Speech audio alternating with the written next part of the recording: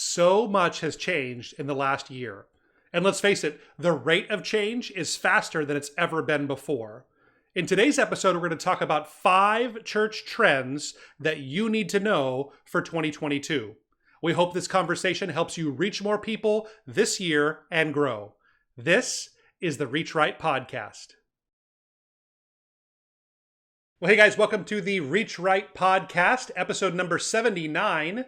I am your host, Thomas Costello, and with me, as always, is my co-host, Ian Hyatt. What's up, Thomas? Hey, not too much, man.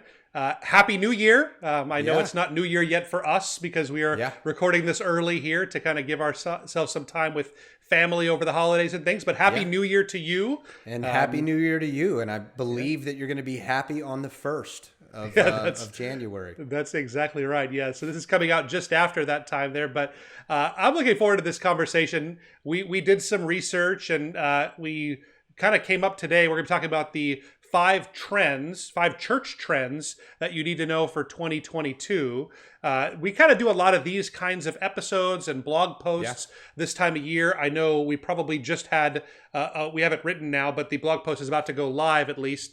That is the church statistics you need to know for 2022. We'll be doing a review of some of those in the podcast next week. So look forward to that. We're going to be talking about you and I will kind of share some of our favorites from that list there and what stands out to the most for us. But today we want to talk about just some of those trends that we are noticing, some of the things that we are seeing.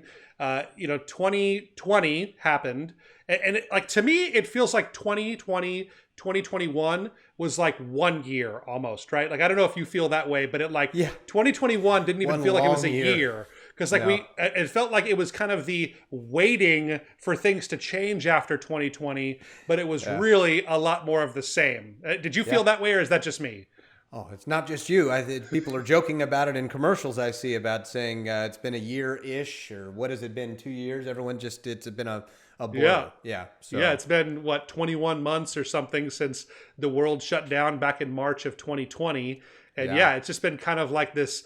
And I think that's what we expected. It'd be kind of a slow reopening of everything. And, who knows, 2 weeks from now or 3 weeks from now, whenever this winds up, when this is being released, the world may be different for all we know. Who knows what's going to happen exactly. But we have seen that there are some things that we are seeing as trends, and they may be bigger than just trends that happened in 2021 into 2022. I think they're kind of big, maybe 5-year-long trends that we've been noticing. But some of them I think are really, they're really important, I think, for churches that we need to be wrestling with here. So I think it should be a good conversation for us to have around that. So do you want to kick us off with the first one? Yeah. First one is a big one, I think, that people are aware of now, and that's the trend that a lot of people have shifted to working from home. And I think that, the pandemic has obviously played a big part in that. But you and I, even before the pandemic, we've been working remotely and from home for over a decade. Well, no, close to it at least. At almost. Least right around that. Yeah, right around that mark.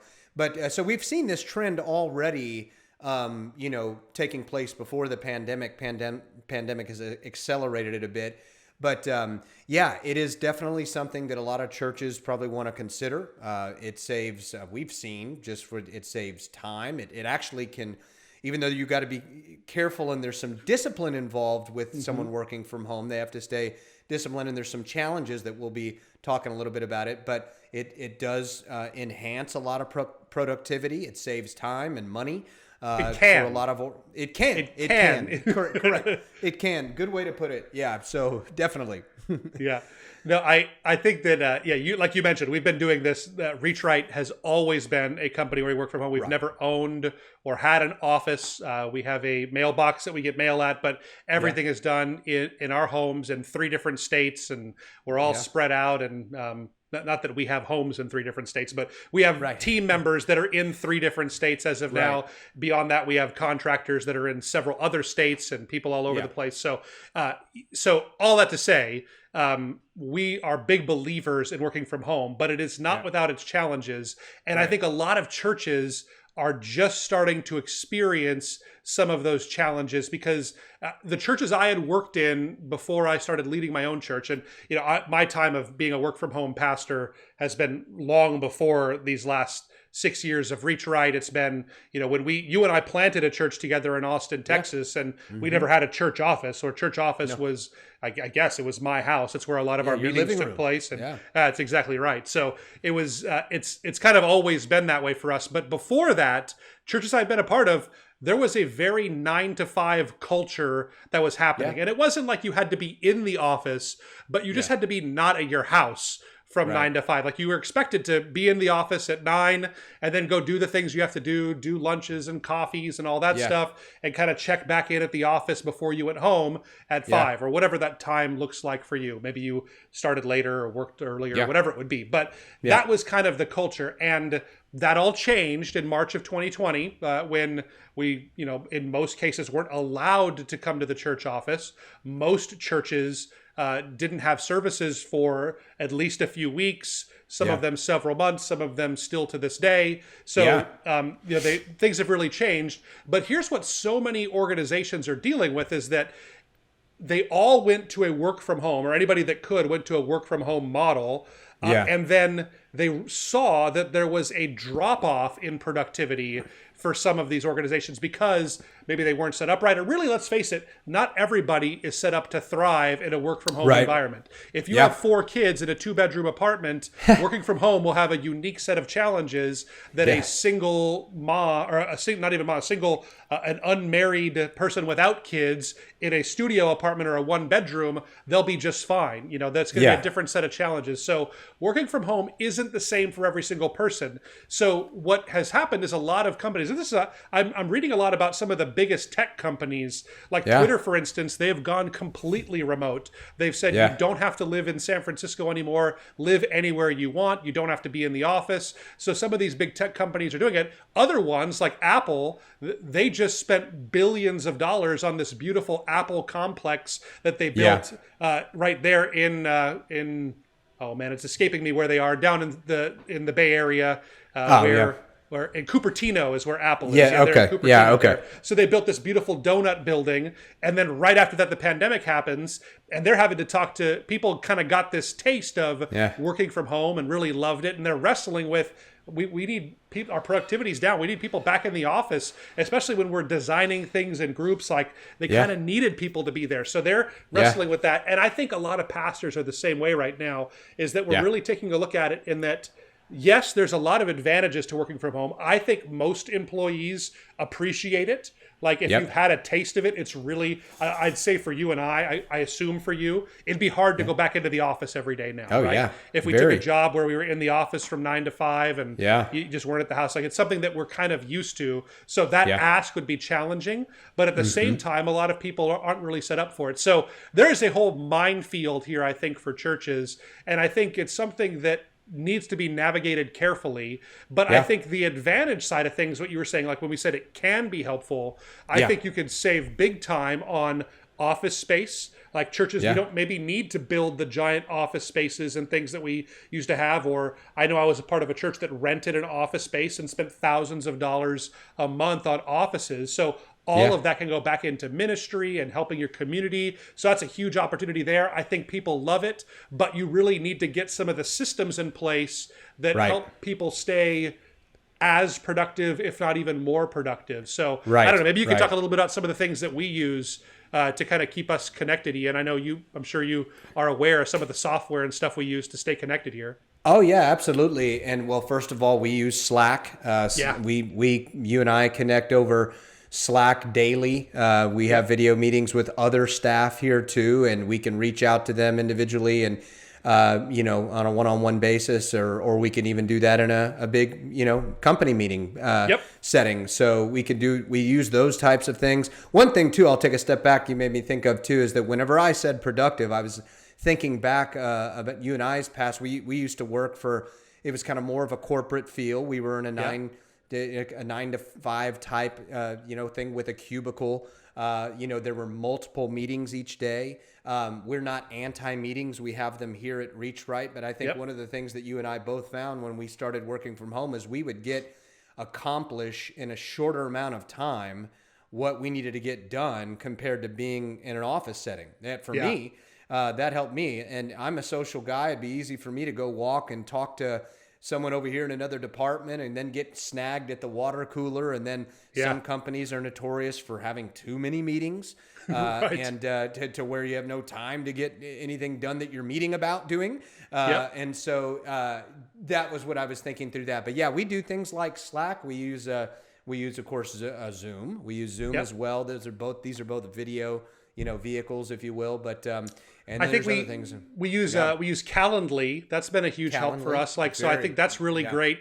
And I think that's actually a cool tool for churches to look at. For those that don't know, Calendly is something where you can have your calendar set up for other people to schedule time in it. So if you need 10 minutes or you need an hour-long meeting with your children's director, you can see their availability, choose that time on there. Church, you probably ought to use Google Calendar already. I think most people probably use that for their calendaring, or Apple Calendar if you're on an Apple system, something like that. But so there's those kinds of tools I think are super helpful. We use Dropbox for sharing a lot of the content and text files and those things, video files. We do all of that on there. So, there are tools that frankly are a fraction of the cost of what it would be to have a building that we met in and an office space. For all of our subscriptions together between all of our software, it might cost us a couple of $1,000s a month for a company our size. I think for a church, it might be a couple of $100s a month, which would be a huge savings over what you would normally spend on these kinds of things. So anyway, I think that it's something that I think you probably already are exploring at your church in our audience here. You're probably thinking about this already. We want you to know that you are like every other church out there. You're wrestling with it. You're probably feeling some of the growing pains from it. There's probably people on your team that don't do as well working from home. There's probably people that really want to work from home and insist on it, but you just need to probably embrace it and understand the trend is definitely moving more towards working from home as opposed to away from it. So something to be thinking about. Next one, I think this one is good. I think we need to, as a trend, we need to really work through our thoughts, feelings, desires for online attendance and what that means for us. This is something that we've been continually coming back to here in the podcast, is that I don't think we've really landed yet on a consensus as to the value of online attendance at church. I think kind of where we're at right now is that it's like the ignored stepchild of regular church attendance, right? It's kind of that one that, they go to church. They go to church, but they don't really go to church, right? So right. I think for most churches, that's the case. And I get it. Like, I think that's really something that we're really having to sort out, because we know that in 2020, every single church, they made this move from having to be weekly every Sunday to trying to do it online to varying degrees of success. We know this uniquely at REACHRIGHT because shortly before, like probably in 2019, like the end of 2019, we put out a blog post called the Ultimate Guide to Live Streaming Your Church Services. Yeah. And that post got maybe 30 or 40 hits a week before the pandemic. And then in March of 2020, that post was getting over 1,000 hits a day of people just looking at this stuff, what do we do? Freaking out. So we know this became really serious for just about every churches. There was maybe 5-10% of churches that were doing a good job streaming services weekly before that. But really the question is, what do we do now with online attendance? Where does that fall? How does it fit in with our overall strategy? How valuable is it? Can we actually disciple people that are only attending online? Can we? Does it fulfill people's requirement of not forsaking the gathering of the saints that we're called to do in Scripture? Are we doing all of that? So I don't know. I don't know that we're having an answer for this in this conversation here today. We're just pointing out that this is a trend that every church is going to have to wrestle through. And we need to know that the trend is not going to be reversing. There's not going to be, there may be some organic movements that say we're really going to be gathering together, but online in everything is really growing. So, with the launch of Facebook moving towards its Meta platform, and I'm sure that I almost assure you there will be churches this year that are doing VR services. They'll have virtual reality church services where you put on a headset and you're there. I think this is the year where that's going to become, it won't be common, but I think we'll see some churches that are actually doing it, and more power to them. I think that's really an exciting idea, at least. I'm not ready to say that is, the solution to the Great Commission there, but I'm interested to see what happens. But I don't know. What are your thoughts, Ian, on kind of this online attendance phenomenon we're seeing? Yeah, absolutely. I think that, like you said at the very beginning of unpacking this, is that, some people kind of don't almost consider it really counting, or they just don't know how to measure it. But I've talked to a lot of churches that have grown in this and seen growth through this. Yeah. And I think that we're still learning as a church, especially all the churches that were not doing this pre-pandemic, but started it. I've talked to churches who do measure it. The churches that measure their online attendance see better results from it. And they also learn how they can grow in it. Because if you see that, if you all of a sudden, instead of just pushing everyone to Facebook Live, nothing wrong with that. We recommend every church use Facebook Live and social media. But if you push everyone there, but you don't have an area on your site where it's streaming on your website, where people can maybe even fill out like an online connection card. We've seen churches that they've added that one little thing, or they use a system that allows people to give raise hands emojis and hearts and those things whenever a pastor's preaching. The church online platform, there's a lot of good ones out there. But when you start using it and you start doing a little bit more, it will help your church grow in some way. Because imagine if you're streaming and someone fills out one of those connection cards, that could be one more person who's saved and is added into the fold to become some sort of a person engaged at your church. So so I think it's definitely worth taking seriously, making different efforts for it, and measuring how those work. Yeah, I think the part that we didn't figure out well was the assimilation part, right? So getting people to watch something like that's a metric that is really important. How many people are watching your services, watching your sermons online? I mean, in this YouTube generation, that's something that's really important. Yep. But is an emoji raised hands the same as an altar call raised hands in person?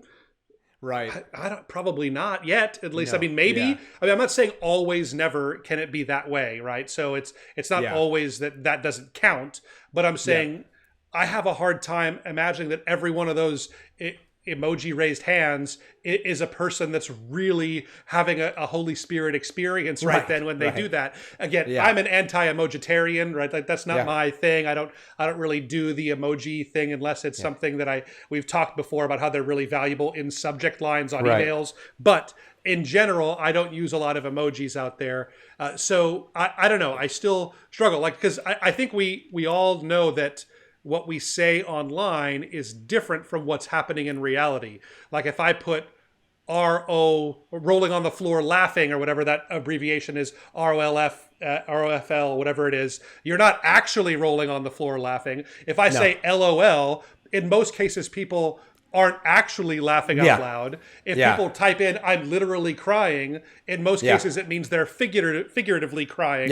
They're not actually crying in that case. So anyway, I think that I think it's something we really need to be thinking through at your church. That should be the lesson from this year, is that your church needs to get serious about thinking through. The big question is not so much can people watch online, can we get that to happen? Because that's been proven. Like we can see people watch online.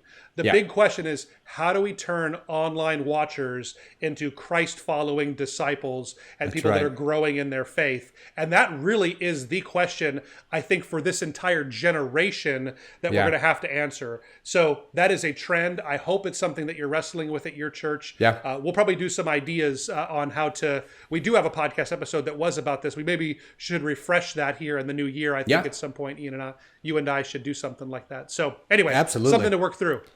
Great. I'll get the next one, which is shifting gears here a little bit. That's attention to mental health.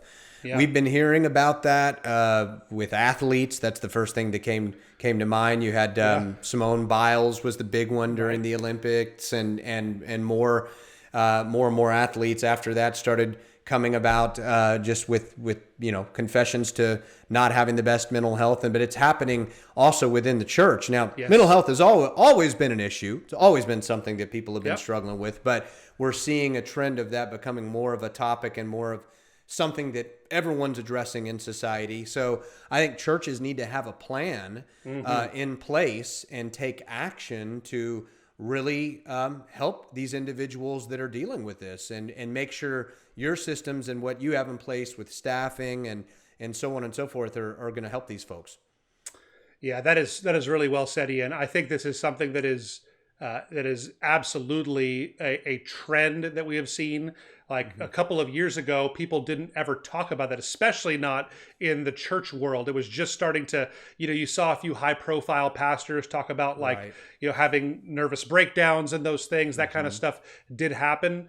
But like putting that mental health label on it, there was such a stigma attached to that. Like you were like, it basically was a death nail for your ministry. A lot of times if you say, I have mental health issues, or I'm struggling with depression, or I'm struggling with anxiety, the idea even like 10 years ago would have been said, if you said, hey, I'm struggling with anxiety, well, someone would say, well, Jesus says be anxious for nothing, so stop it. Like that would be the response to that, right? And so thank you. So I think that we obviously have fresh eyes, and I hope you're not still saying, if you're leading a church, that's not the right answer to that question. Right. Jesus does say that, and there is truth in that scripture. That may come up eventually, for sure. Absolutely. Yes. Yeah, that's it. Of course. But that's not helpful right now in most cases if people are really struggling with those things. So if you haven't been living under a rock, you realize that mental health is a topic for conversation. There is a lot of interest around it. I think it actually presents a very strong evangelism opportunity for churches. If you're the church of a size where you have the resources to have mental health professionals on your team, or even a mental health professional on your team, like that would be an enormous evangelism opportunity. Not to even mention the opportunity is for people within your church to have those kinds of services and have those things available to them at little cost, no cost, whatever that would be. It's something that, listen, your church has many people that need help in their mental health. Like that's something that they're struggling with. You have people that are depressed in your church. You have people that have anxiety. You have people that have had suicidal thoughts in your church. You've had people with all number of mental issues happening in your church. And so I think this presents one of the biggest opportunities. Now, that being said, do not make the mistake that this is an encouragement that or a license to say that you as a pastor of a church are a mental health profestional. Yes, you have the Holy Spirit living in you. You can do all things through Christ who gives you strength. Yes, there's things you cannot call yourself a counselor in most cases, but we serve a wonderful counselor, and the Holy Spirit can give us wisdom to speak into these kinds of situations. But do not make the mistake, if someone comes to you and they are having suicidal thoughts, or they are bipolar and they're dealing with some of those kinds of things, and yes, you still have a job. You can help with their spiritual health. You can be praying for them. You can speak into their life. You can speak truth. But part of that truth should also be that you encourage them to go see a professional that can help them in these areas here. So this is really an area that I think we've had, this is a shift that's taken place in churches. I think there are some churches that haven't quite made the leap just yet in this area, but it's something you have to really take seriously, just for legal reasons. First of all, there are major legal dangers if you're not careful in these areas here.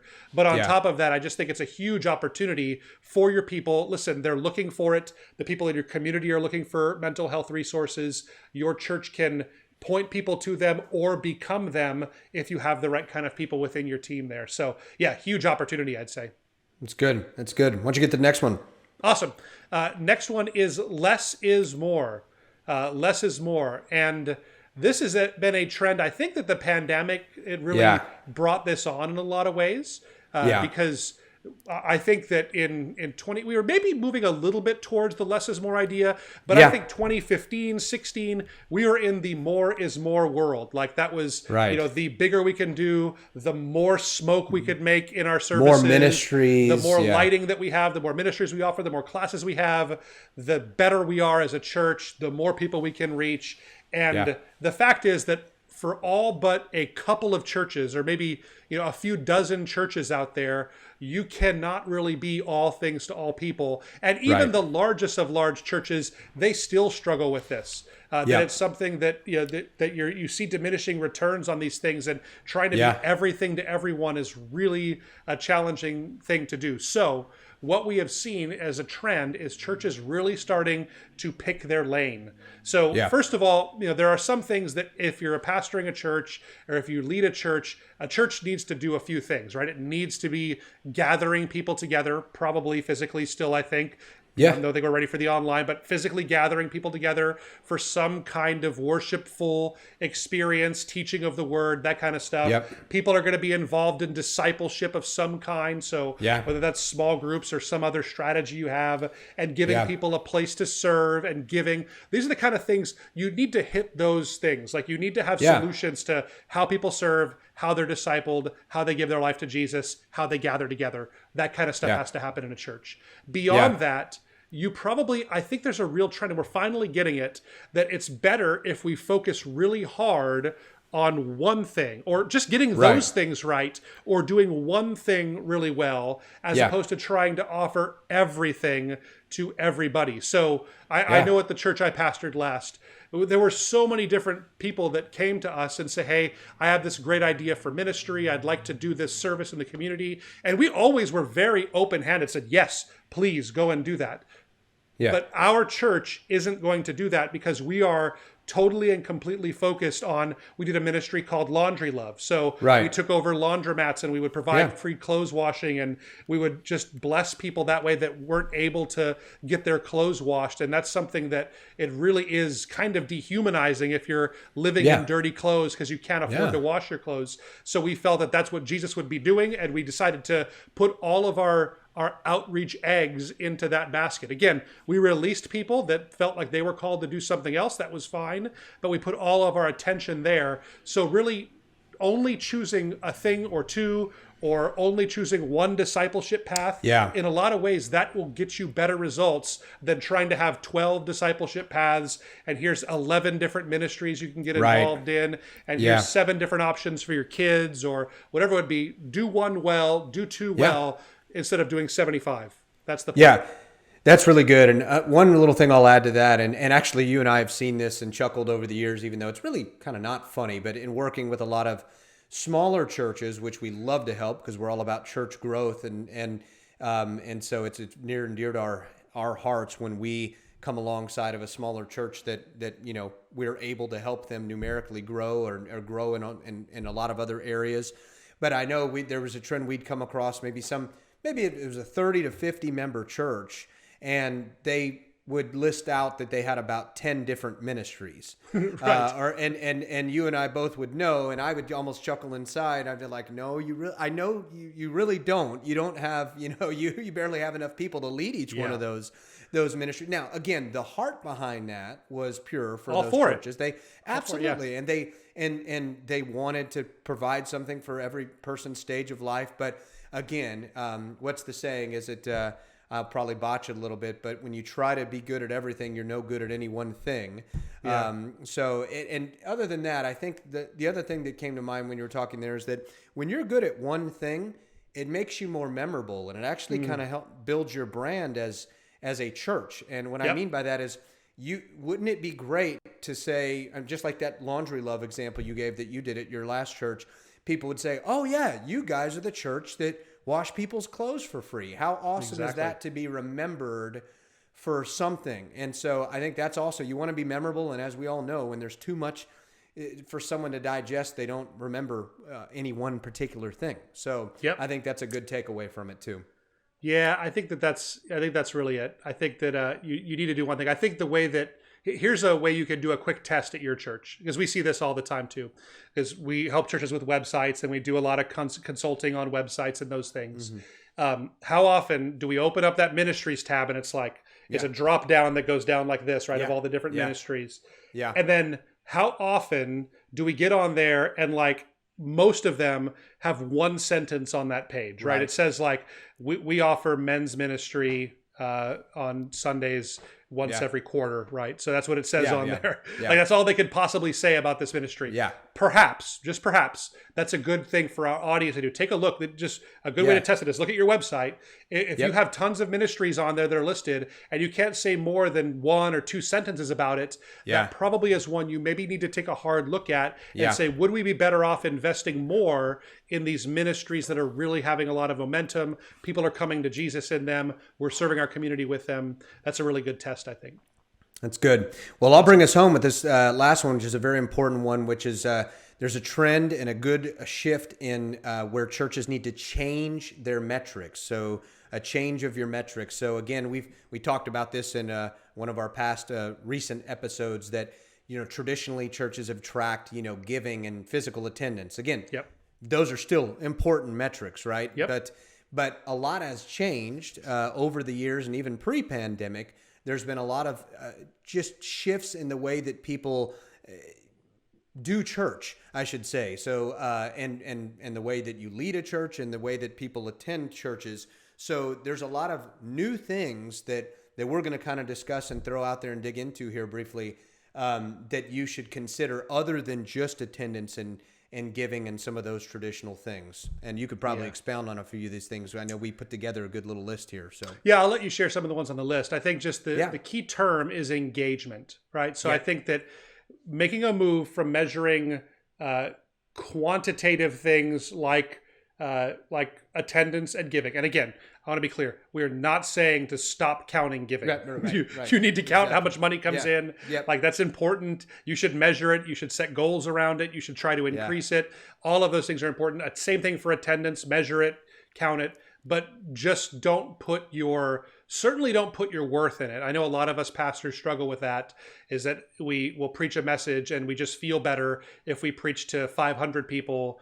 We feel better than if we preach to 50 people, right? If we have an empty building, it makes us feel depressed on Sunday night because we preach to a smaller crowd. So fight that. That's not something we should do. And I think on top of that, it really is important that we take a look at some qualitative engagement type of metrics, things that measure how invested people are in our church. So I'll let you go ahead and hit the list, Ian. I know we came up with a handful there. So why don't you hit it? One is something churches should hopefully already be doing too that have a small group ministry, but that's number of people in small groups. You definitely want to track that. That's a huge metric for church health.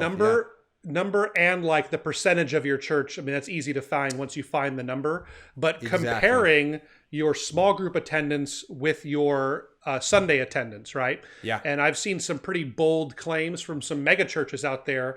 Like Saddleback famously says now that they have way more people in their small groups than they have on Sunday mornings. So, it's interesting to measure. I think that, how you count that, it may be different for different churches there, but that's a big one. Well, and that kind of leads to the next one. So number of people involved in a service. So that's what we have here as well. We have hours watched on YouTube. There's one. Number of shares on Facebook. Traffic on your blog posts. Number of opens on your church emails. And there's more that we can expound on, but these are some ones to kind of consider and do differently.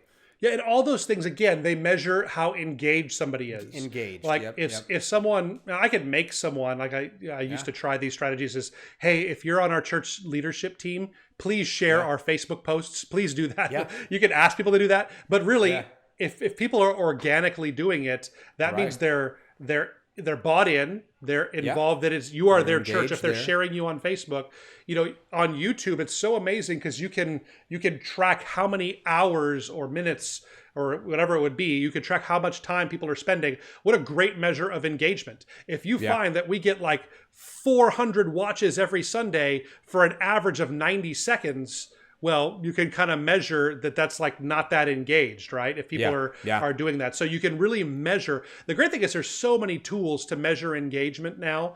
These kinds of digital ones are really great at it. So these are really important things. So shifting out, as a lot of churches probably right now, I know it's early in the new year and everything. So if you haven't already, you probably have some goals for your year, but take a look at what those metrics are and maybe considering adding some more of these engagement type metrics to see how engaged, how involved, how much, what people think about your church. That really is what matters now. There's a saying, because, you know, we're in digital marketing, obviously, Ian, is that we are competing for people's attention. And as much as I don't like that thinking for churches, I think it's kind of true, is that we are in this world now where there are so many things that compete for people's attention in their lives. There's 17 different streaming services you could be subscribed to, and your church online service is one thing that they can watch per week, but you're competing against things like The Witcher or whatever it would be, or you're competing against video games or whatever whatever that is that's out there that people are watching. When you're online, that's the competition. And you make a mistake to think, well, we are a physical church, we meet in person still. That's great. We're all for. You and I, again, we really love that idea of meeting in person there. But don't mistake thinking that you're not still like making something. I know it's different from watching something on Netflix, but that's the big competition, is that you have people's time, you have kids' sports and all those things in life that I think are leading to this decrease that we're seeing in people's overall. Like, there's been new studies from the Wall Street Journal that said that, again, that we're down to like almost 40% of people identify as not religiously affiliated right now. And almost all of that decrease is from people that considered themselves Christians only 10 or 20 years ago. So we're seeing a decrease here because that is the world that we're competing in, is that we're competing in this world of so many different options, so much recreation, so much streaming, so much sports, so much travel. There's so many things that can be involved. So we really need to be measuring people's engagement. That's what it comes down to. That's good. That's a good word to end with there. Cool. Awesome. Well, thank you guys so much for being part of our Reach Right family and kicking off your new year with this episode. Hope you guys had a great new year. If this has been helpful to you, as you've been kind of looking at trends this year, it would mean so much to us if you would hit the like button for us. You would rate this, review it, subscribe to it, share it if you're watching this on a social media platform. Thank you guys so much for being part of our Reach Right family. Really, we couldn't do this without you. We thank you for all of your feedback and input and being a part of what we do here. We hope to catch you guys next week.